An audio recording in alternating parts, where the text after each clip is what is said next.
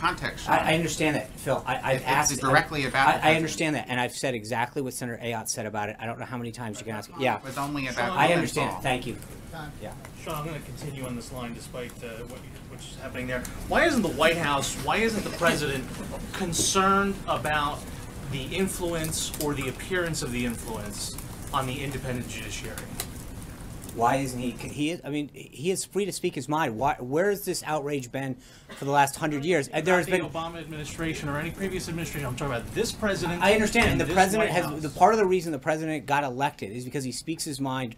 He doesn't hold it back. He's authentic, and he's not going to sit back. I think when he feels very passionately about something as much as the executive order, he was doing it to make sure Americans were safe. The order, the U.S. code is crystal clear on this. I think I've read it for like 3 days in a row.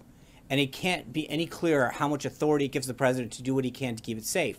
He's concerned that he's doing what he can to keep this country safe, and there's been a lot of activity to stand in the way. So I'm not sure how many more times I can read the code to you, but 8 U.S. Code 1182.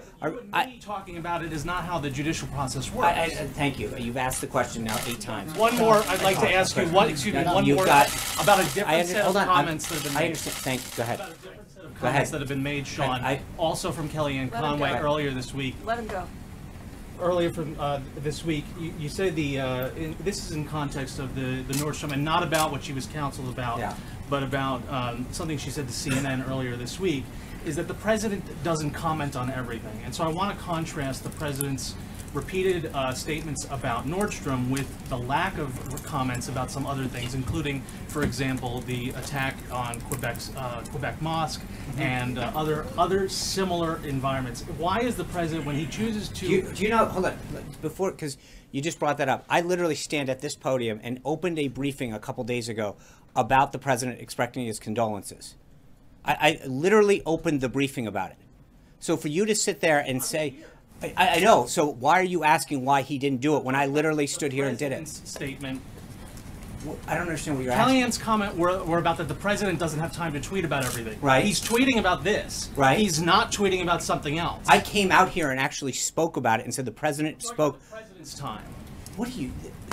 You're equating me addressing the nation here in a tweet?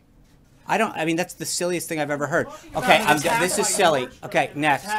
Okay, and you're equating thank you. You've asked your question. Thank you. Does that not diminish the language that you're using? Go ahead. Thank you, Phil. One of the criticisms leveled at President Trump's predecessor, President Obama, by Republicans was his excessive use of executive orders. The president signed 3 more executive orders today. Why isn't that criticism applicable to President Trump in the same manner? I think when you look at the context of what they, what those executive orders did,